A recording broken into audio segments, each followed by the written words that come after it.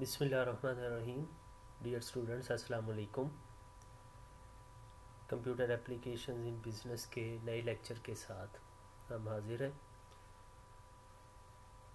Topic हमारा है software and its types. पिछले लेक्चर में हमने सॉफ्टवेयर को डिफ़ाइन किया। सॉफ्टवेयर की दो मेन टाइप्स, सिस्टम सॉफ्टवेयर और एप्लीकेशन सॉफ्टवेयर को डिफ़ाइन किया। सिस्टम सॉफ्टवेयर को डिफ़ाइन करने के साथ साथ उसकी कुछ प्रॉपर्टीज़ देखी और उसके कुछ इम्पोर्टेंट टाइप्स जो हैं उनके नाम देखे, यानी operating system, device drivers and language translators.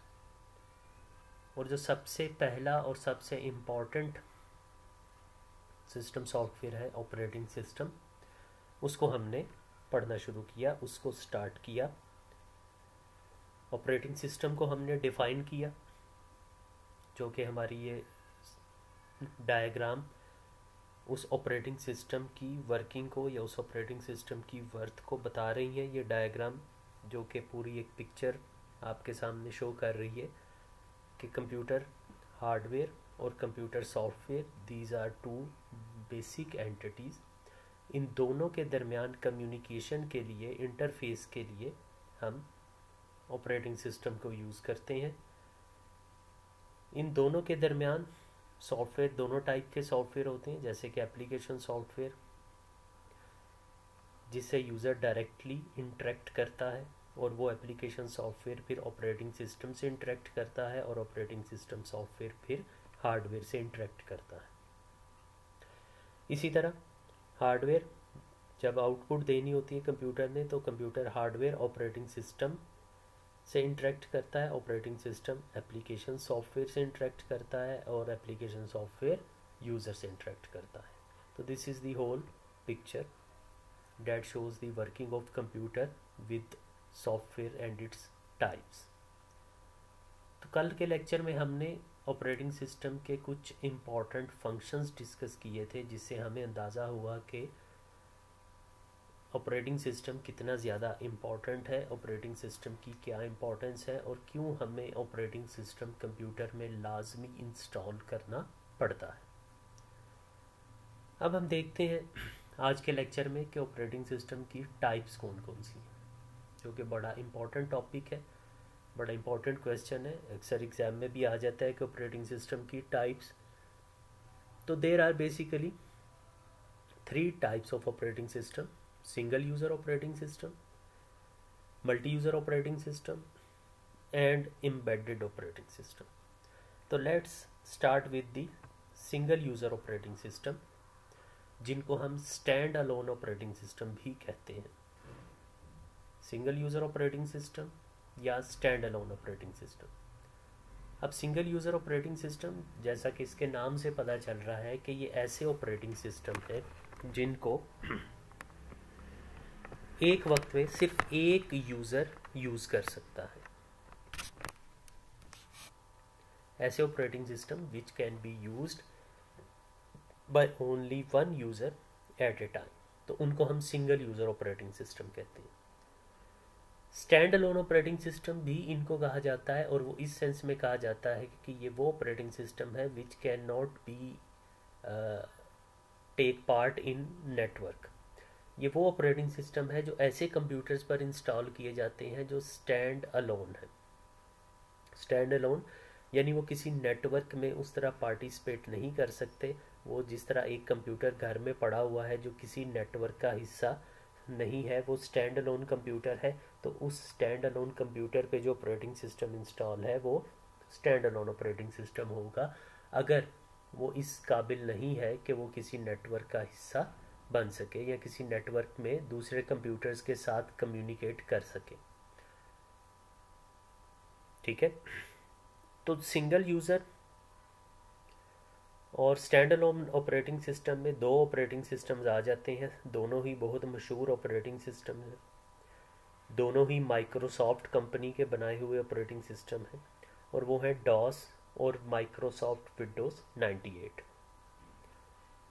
अब डॉस जो है, विच stands for disk operating system, it is a single user and single tasking operating system.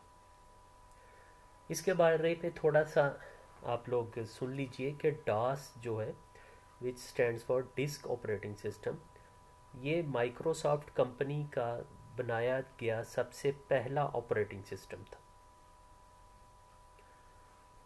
जो कि माइक्रोसॉफ्ट कॉरपोरेशन ने इंट्रोड्यूस करवाया अर्ली 1980s में। 1983 में या 1985 कुछ इस तरह से जो है, अर्ली अर्ली 80s में माइक्रोसॉफ्ट ने ये डॉस नाम से ऑपरेटिंग सिस्टम इंट्रोड्यूस करवाया, विच इज़ एक्चुअली एक command line operating system. Command line operating system ऐसा ऑपरेटिंग सिस्टम होता है जिसमें कोई ग्राफिक्स नहीं यूज़ हो रहे होते,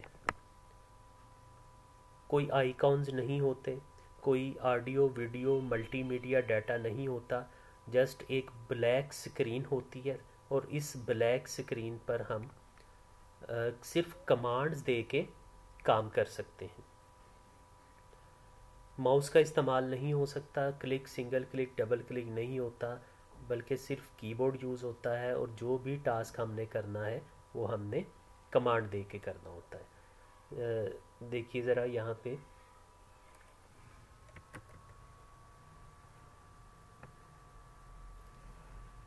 जी, ये जो स्क्रीन आपको नज़र आ रही है अब आपकी स्क्रीन पे, ये ब्लैक कलर, ठीक है, ब्लैक बैकग्राउंड है और वाइट कलर में आपको आगे टेक्स्ट लिखा हुआ है और ये एक कर्सर ब्लिंक करता हुआ आपको नज़र आ रहा है। ये जी कमांड प्रॉम्प्ट है जो कि आजकल लेटेस्ट विंडोज़ में होता है। ये समझ लीजिए कि डॉस से मिलती जुलती एक चीज़ है। डॉस इसी तरह का एक फुल फ्लेज ऑपरेटिंग सिस्टम था। अब ये कमांड प्रॉम्प्ट एक छोटा सा प्रोग्राम है जस्ट, जो कि हमारे विंडोज़ ऑपरेटिंग सिस्टम में होता है। यानी कह लीजिए कि डॉस की याद ताज़ा रखने के लिए ये एक छोटा सा प्रोग्राम रखा गया है जिसको कमांड प्रॉम्प्ट कहते हैं। तो इसी से मिलता जुलता होता था डॉस। अब अगर यही इंटरफेस हो तो यहाँ पे देखिए माउस इस्तेमाल नहीं होगा, यहाँ पे हमने जो भी काम करना है वो इस तरह से कमांड दे के करना है। अब फॉर एग्जांपल ये कमांड प्रॉम्प्ट शो कर रहा है कि इस वक्त मैं सी ड्राइव में हूँ। सी ड्राइव में यूज़र का फोल्डर है और यूज़र में वकास जमील मुगल नाम का फ़ोल्डर है, उसमें हूँ। अगर मैं वकास जमील मुगल नाम के फ़ोल्डर से बाहर जाना चाहता हूँ तो विंडोज़ में यानी ग्राफिकल इंटरफेस में बड़ी आसानी होती है, हम क्लोज़ के बटन पे क्लिक करते हैं और बाहर आ जाते हैं। यहाँ पर किसी फोल्डर से बाहर आने के लिए हमें कमांड देनी पड़ती है CD:. आप देखिए मैं वकास जमील मुगल के फ़ोल्डर से बाहर आ गया हूँ, यूज़र में हूँ। अब यूज़र से भी बाहर जाना चाहता हूँ तो फिर CD:. अब मैं सिर्फ C ड्राइव में हूँ। अगर मैं D ड्राइव में जाना चाहता हूँ तो अगेन मुझे कमांड लिखनी पड़ेगी जो मुझे C ड्राइव से D ड्राइव में या E ड्राइव में ले जाएगी, जैसे E:. तो अब देखिए मैं E ड्राइव में आ गई, ठीक है। इसी तरह मैं D ड्राइव में जाना चाहता हूँ तो D:.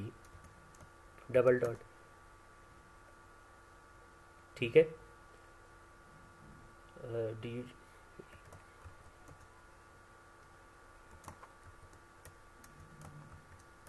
जी F में, D ड्राइव एग्जिस्ट नहीं कर रही। अब मैं F में आ गया हूँ इसी तरह। अब इसी तरह अगर यहाँ पर मैं देखना चाहता हूँ कि मेरी F ड्राइव में कौन कौन से फोल्डर्स हैं तो उसके लिए मुझे स्पेशल अलग कमांड देनी पड़ेगी, DIR।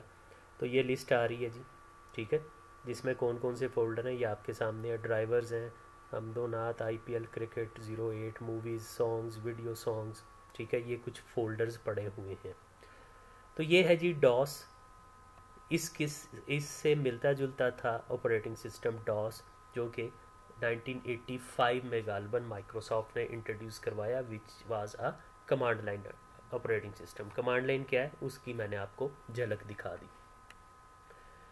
तो ये अच्छा ऑपरेटिंग सिस्टम था, but it was a single user, एक वक्त में एक ही यूज़र इसको यूज़ कर सकता था। And it was a single tasking, एक वक्त में इसमें एक ही टास्क परफॉर्म हो सकता था, इसमें हम एक से ज़्यादा टास्क परफॉर्म नहीं कर सकते थे। इस डॉस के बाद फिर माइक्रोसॉफ्ट ने विंडोज़ नाम से एक ऑपरेटिंग सिस्टम इंट्रोड्यूस करवाया जो कि GUI ऑपरेटिंग सिस्टम था, यानी graphical user interface. Graphical user interface ऐसा ऑपरेटिंग सिस्टम होता है जो आजकल हम यूज़ कर रहे हैं, जिसमें आप देख रहे हैं ये माउस का पॉइंटर है, यहाँ पे मैं राइट क्लिक कर सकता हूँ, ये डिफरेंट ऑप्शंस आ रही हैं, किसी चीज़ को एडिट डिलीट कर सकता हूँ, कॉपी कर सकता हूँ। Now in graphical user interface GUI operating system में हमें अब लंबी चौड़ी कमांड्स याद रखने की ज़रूरत नहीं होती, बल्कि हम माउस के क्लिक, सिंगल क्लिक वगैरह से ही सारे काम कर लेते हैं। तो ऐसे ऑपरेटिंग सिस्टम को कहते हैं GUI, graphical user interface. Dance type का ऑपरेटिंग सिस्टम CLI यानी कमांड लाइन इंटरफेस, और ये GUI यानी ग्राफिकल यूज़र इंटरफेस। तो माइक्रोसॉफ्ट ने विंडोज़ यानी graphical user interface operating system introduce करवाया 1989 में, शायद विंडोज़ 3X के नाम से एक ऑपरेटिंग सिस्टम इंट्रोड्यूस करवाया, जो कि चलता रहा। फिर विंडोज़ 95 आई, और फिर 1998 में माइक्रोसॉफ्ट विंडोज़ 98 इंट्रोड्यूस करवाई गई, जो माइक्रोसॉफ्ट का सबसे पॉपुलर ऑपरेटिंग सिस्टम हुआ उस वक्त का। इस माइक्रोसॉफ्ट विंडोज़ 98 ने माइक्रोसॉफ्ट को दुनिया की सबसे बड़ी सॉफ्टवेयर कंपनी बना दिया। ये जो विंडोज़ 98 थी, ये ग्राफिकल ऑपरेटिंग सिस्टम था, मल्टीटास्किंग ऑपरेटिंग सिस्टम था, लेकिन सिंगल यूज़र था। मल्टीटास्किंग था, इसमें हम एक से ज़्यादा टास्क परफॉर्म कर सकते थे, जैसे मूवीज़, गाने चल रहे हैं, साथ कुछ और काम हो रहा है, लेकिन ये सिंगल यूज़र था ऑपरेटिंग सिस्टम। लेकिन इसको स्टैंड अलोन ऑपरेटिंग सिस्टम भी था, इसको हम किसी अलग जो है कंप्यूटर पर, डेस्कटॉप कंप्यूटर पर यूज़ कर सकते थे। ये किसी नेटवर्क के साथ यूज़ हो सकता था, लेकिन इसकी सिक्योरिटी बहुत ज़्यादा वीक थी, यानी ये सिक्योरिटी के लिहाज से बड़ा वीक ऑपरेटिंग सिस्टम था। अगर हम इसको किसी ऐसे कंप्यूटर पे इंस्टॉल करते थे जिसको हमने किसी नेटवर्क का हिस्सा बनाना है, तो ये यूज़ हो सकता था वहाँ पे, लेकिन इसकी सिक्योरिटी बहुत वीक थी, जिसकी वजह से डाटा को या उस कंप्यूटर सिस्टम के हार्डवेयर को जो है वो थ्रेट रहता था, और ये इतना कोई आजकल के विंडोज़ के मुकाबले में इतना ज़्यादा रिलायबल नहीं था। लेकिन GUI था जी, ग्राफिकल यूज़र ऑपरेटिंग सिस्टम था, जिसमें आइकॉन्स भी थे जिस तरह आजकल होते हैं, माई कंप्यूटर, माई डॉक्यूमेंट्स वगैरह। मेन्यूज़ थे, जिसमें आजकल जिस तरह मेन्यूज़ होते हैं, फाइल, एडिट, व्यू, टूल्स वगैरह। डायलॉग बॉक्सेस थे, जिससे हम कंप्यूटर से कम्युनिकेट कर सकते थे। जैसे ये मैंने अभी आपकी स्क्रीन पर राइट क्लिक किया, तो ये जो एक शॉर्टकट मेन्यू खुला है, ये एक्चुअली डायलॉग बॉक्स ही है, जिसके थ्रू हम कंप्यूटर से कम्युनिकेट कर रहे हैं कि मैं क्या करना चाह रहा हूँ। इसको मैं प्रिंट करना चाह रहा हूँ, कॉपी करना चाह रहा हूँ, डिलीट करना चाह रहा हूँ, रोटेट करना चाह रहा हूँ। तो these boxes are actually known as dialogue boxes, because in dialogue boxes के थ्रू हम कंप्यूटर से बात कर रहे होते हैं, डायलॉग कर रहे होते हैं, कमांड दे रहे होते हैं, इसलिए इन्हें डायलॉग बॉक्सेस कहा जाता है। एनीवेज जी, ये दो ऑपरेटिंग सिस्टम जिनको हम सिंगल यूज़र ऑपरेटिंग सिस्टम की कैटेगरी में रख सकते हैं। मल्टी यूज़र ऑपरेटिंग सिस्टम, जैसे नाम से ही पता चल रहा है कि these operating system are multi user operating system, means these operating systems can be used by more than one person at the same time। और इन्हीं मल्टी यूज़र ऑपरेटिंग सिस्टम को हम नेटवर्क ऑपरेटिंग सिस्टम का नाम भी दे सकते हैं, क्योंकि ये मल्टी यूज़र ऑपरेटिंग सिस्टम ऐसे ऑपरेटिंग सिस्टम है जिनको हम स्टैंड अलोन कंप्यूटर पे भी यूज़ कर सकते हैं और किसी नेटवर्क में भी यूज़ कर सकते हैं, किसी नेटवर्क में भी यूज़ कर सकते हैं। ठीक है, तो इसमें 3-4 ऑपरेटिंग सिस्टम है इसकी एग्जांपल में। माइक्रोसॉफ्ट विंडोज़ 2000 जो कि माइक्रोसॉफ्ट का ही है, 2000 में इंट्रोड्यूस करवाया गया। माइक्रोसॉफ्ट विंडोज़ XP जो कि बहुत ही ज़्यादा मशहूर ऑपरेटिंग सिस्टम है माइक्रोसॉफ्ट का। और जो है लिनक्स ऑपरेटिंग सिस्टम, ये भी माइक्रोसॉफ्ट कंपनी ने इंट्रोड्यूस करवाया। या Unix operating system, Linux operating system जो कि सन माइक्रो सिस्टम्स का है, वो भी एक बड़ा मशहूर मल्टी यूज़र ऑपरेटिंग सिस्टम है। इसी तरह यूनिक्स ऑपरेटिंग सिस्टम, ये भी जो है काफ़ी मशहूर ऑपरेटिंग सिस्टम है। तो यहाँ पे मल्टी यूज़र में भी हमने 2-3-4 ऑपरेटिंग सिस्टम दिए हैं, तो हम 2 एग्जांपल कोई कर लेंगे। तो आप ये माइक्रोसॉफ्ट विंडोज़ 2000 को बेशक स्किप कर दीजिए। तो माइक्रोसॉफ्ट विंडोज़ XP जो है इसके बारे में देखते हैं, इसको देखिए थोड़ा, क्योंकि इसमें इस ऑपरेटिंग सिस्टम को मोस्टली आप में से कुछ लोगों ने यूज़ भी किया होगा, क्योंकि ये काफ़ी इम्पोर्टेंट, काफ़ी देर तक ऑपरेटिंग सिस्टम ये यूज़ होता रहा है। तो माइक्रोसॉफ्ट ने 2001 में एक ऑपरेटिंग सिस्टम इंट्रोड्यूस करवाया और इस ऑपरेटिंग सिस्टम का नाम उन्होंने रखा XP. XP stands for experience.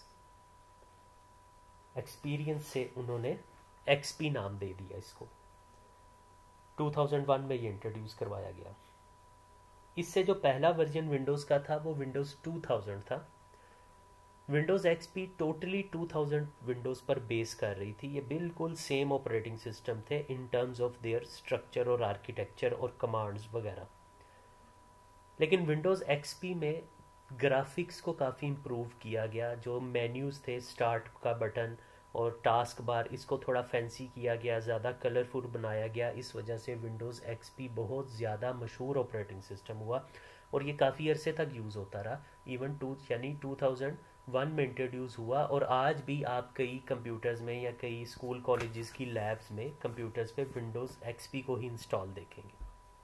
तो ये बड़ा यूज़फुल, बड़ा अच्छा ऑपरेटिंग सिस्टम था। और ये ऐसा ऑपरेटिंग सिस्टम था जिसको हम स्टैंड अलोन भी यूज़ कर सकते थे और नेटवर्क में भी यूज़ कर सकते थे।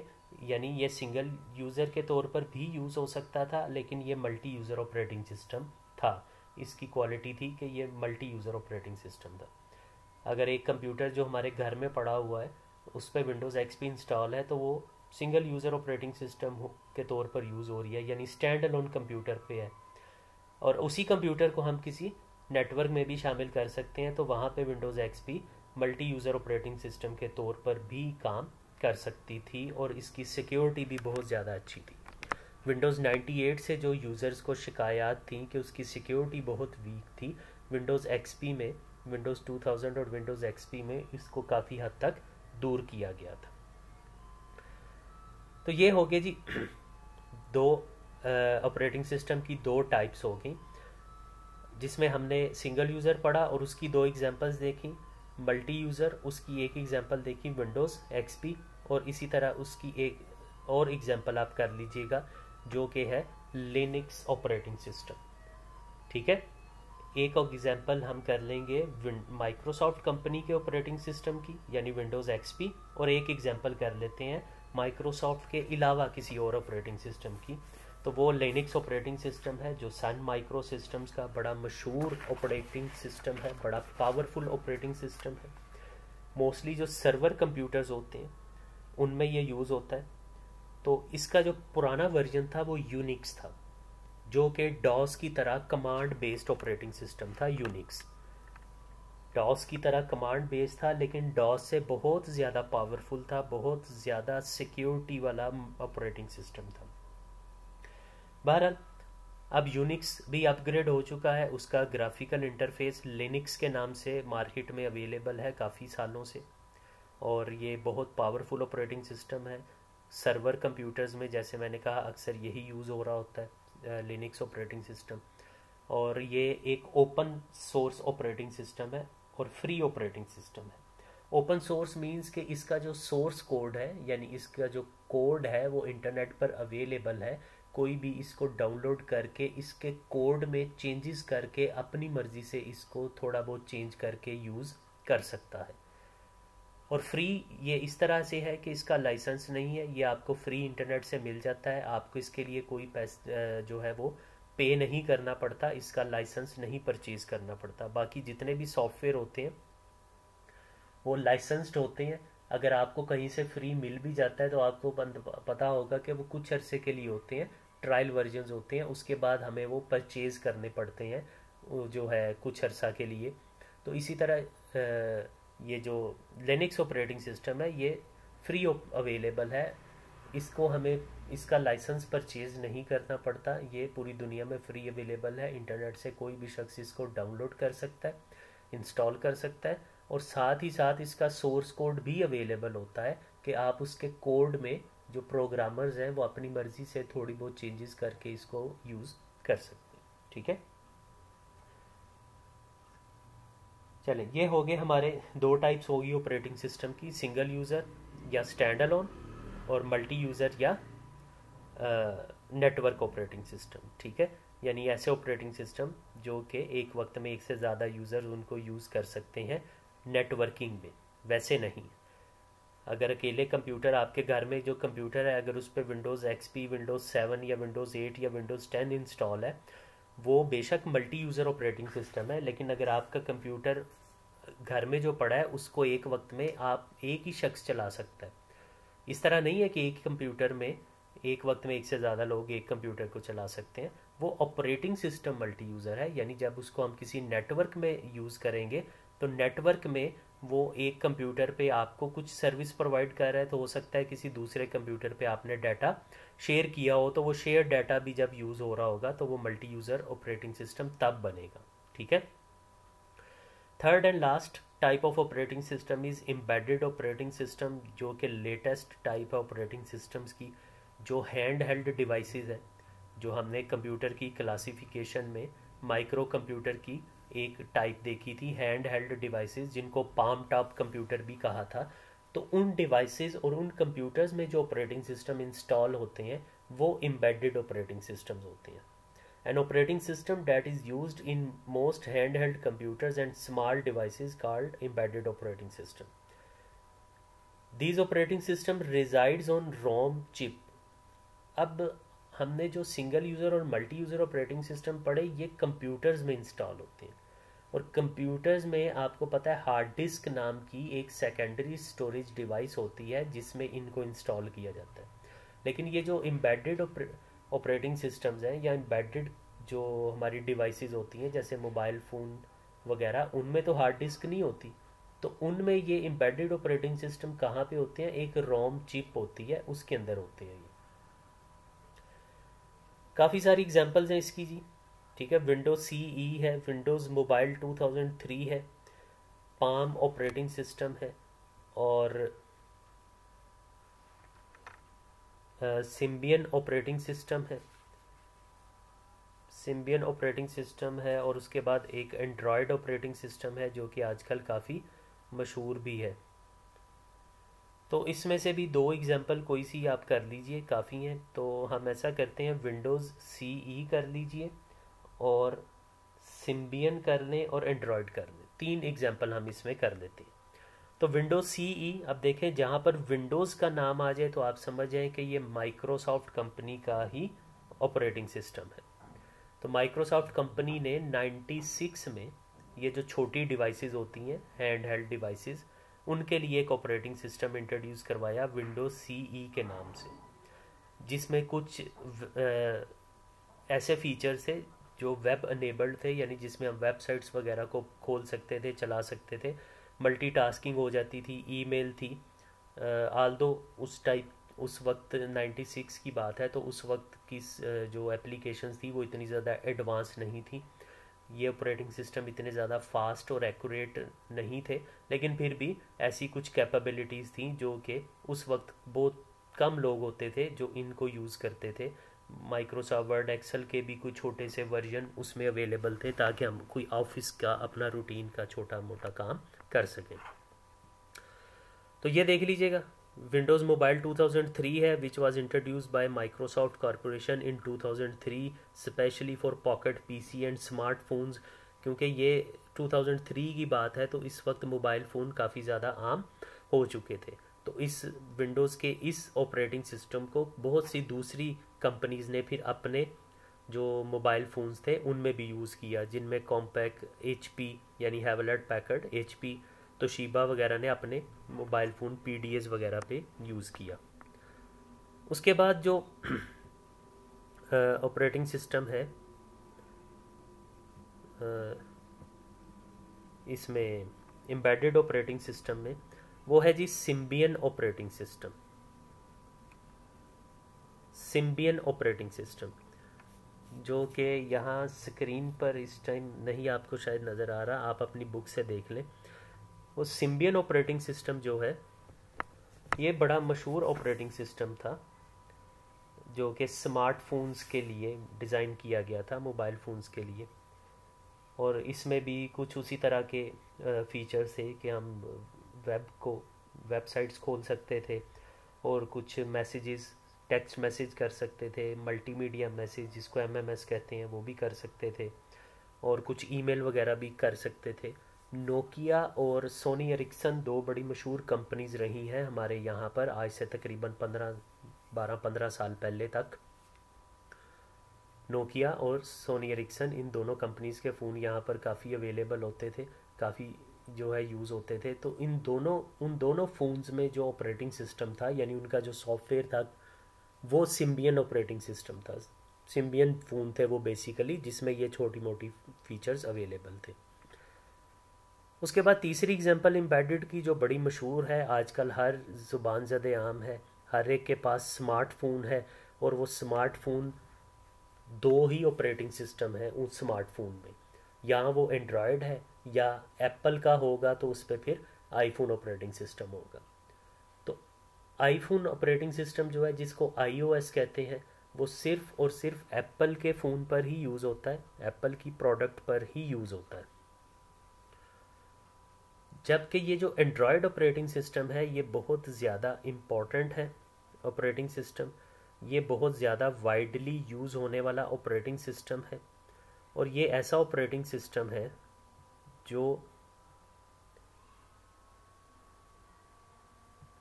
जी एंड्रॉयड ऐसा ऑपरेटिंग सिस्टम है जो कि बहुत सारी मुख्तलिफ कंपनीज़ अपने मोबाइल फ़ोन जो बनाती हैं वो इस ऑपरेटिंग सिस्टम को यूज़ करती हैं। जिस तरह मेरे पास भी एंड्रॉयड फ़ोन है, मेरे पास जो एंड्रॉयड फ़ोन है वो हुआवे कंपनी का है।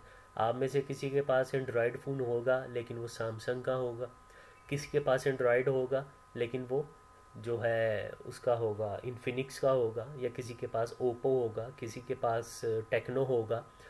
तो मुख्तलिफ़ कंपनीज़ जो मोबाइल फ़ोन बनाती हैं वो इस एंड्रॉयड ऑपरेटिंग सिस्टम को यूज़ करती हैं।